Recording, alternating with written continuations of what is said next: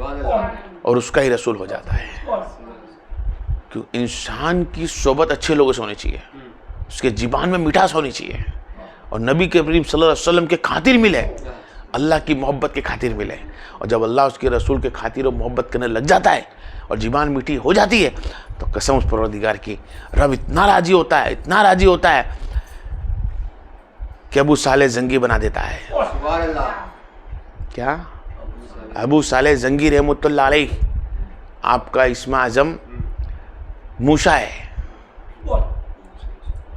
अबू साले मूसा जंगी रहमतुल्लाह अलैह, ये कितनी बड़ी कश्ती है, इतना बड़ा दर्जात पे बैठी है कि पूछो मत। अपने मूसा पकड़ के चलते हैं, साले पकड़ के चलते हैं। जब अबू साले रहमतुल्लाह अलैह एक दरिया के किनारे पे बैठते हैं, काफी दिन तक इबादत के अंदर गुजारते हैं, पानी के अंदर बहकर एक सेब आ जाता है। सबने इस वाक़े को सुना होगा। उस पानी एक सेब आ जाता है, उस सेब को अबू मूसा अलैहिस्सलाम उठा लेते हैं और उसको कुछ ही खाते हैं, कुछ थोड़ा सा आधा वगैरह खा लेते हैं, और दिल में वसवसा आ जाता है, ये अल्लाह, मैंने तो उससे पूछा नहीं जिसका ये सेब है, और मैंने खा लिया। अरे यार, ये सब कौन अखलाक रख सकता है? जो नबी से मोहब्बत करते हैं, जो अल्लाह से मोहब्बत करते हैं, खौफ है खुदा आ गया उनको, अल्लाह का डर आ गया कि अल्लाह मुझसे ये पूछ लेगा तूने किसी बिगर इजाजत का किसी का खाना खा लिया तो मेरी तो सब अमाल बर्बाद हो जाएंगे। अल्लाह के सामने डरते हुए आपने फरमाया कि सेब मैंने आधा खा लिया, ला जिसका पेड़ होगा जहां से गिरा होगा मैं उससे पूछ लूं। आप उसी दो रास्ते में चलने लग गए। कुछ देर जाकर देखा तो एक सांखें लटकी हुई थी, कुछ वहां पर जाकर पूछा, भाई ये सेब आपका ही गिरा है, आपकी लटकी सांखें हैं? तो आपने कहा सेब मैंने पूछे बगैर आपका खा लिया है, आप चाहे तो जो भी मुझसे इसका उजर का काम ले ले। अरे यार, जब वो बंदे ने बोला कि इस मैंने एक सेब पूछे बगैर खा लिया है, जबकि शरीयत ने बताया कि पानी में बहता हुआ आया था, खा ले, इजाजत है, कोई गुनाह नहीं है। कोई गुनाह ना होने के बाद भी दिल में ख्याल आ जाए तो रब से जो डर जाए वही तो नेक बंदे होते हैं यार।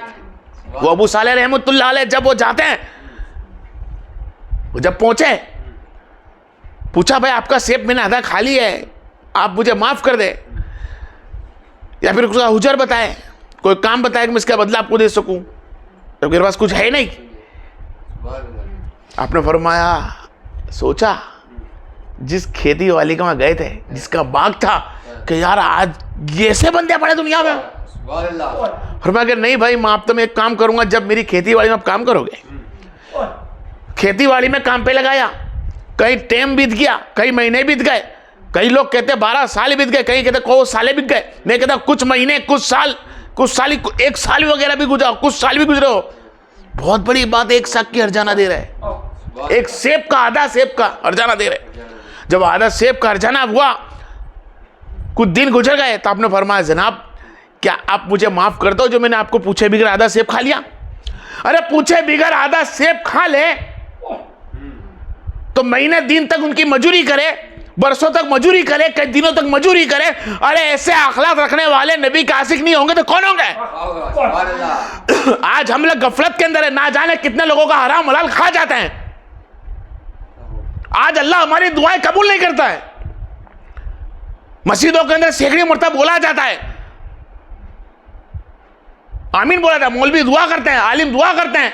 अरे आज पूरी दुनिया में दुआ हो रही है, लेकिन आज भी फिलिस्तीन में मारा जा रहा है। आज एक बरस हो गया, आज दुआ हमारी कबूल क्यों नहीं हो रही है? हमने हलाल हराम देखा नहीं, खा लिया।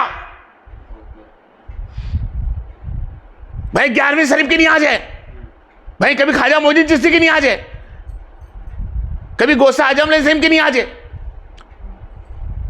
कभी अली मकाम की नियाज है, कभी हुसैन अलैहिस्सलाम का खिचड़ा है, हमने खा लिया। ये देखा नहीं उस खिचड़ा बनाने वाला हराम का पैसा तो नहीं,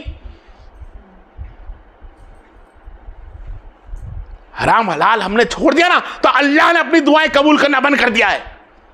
आ जाए हक पे आ जाए। आज भी अल्लाह ताला अबू साले से लोग बनाना चाहता है, वो दोस्ती का हाथ लेके खड़ा है, हमने दोस्ती का हाथ बढ़ाना बंद कर दिया। बहरहाल मेरी जगह पे मैं रहा हूं वक्त के मुताबिक।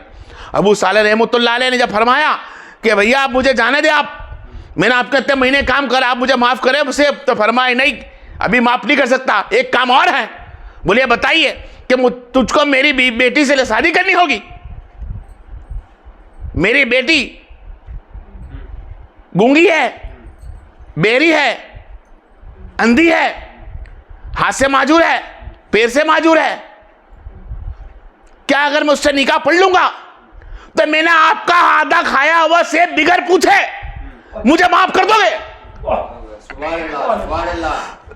कितनी बड़ी बात है यार। आज हम लोगों का खाना खा ले रहे हैं, चोरी, फरेबी, मक्कारी, झूठ बोलकर।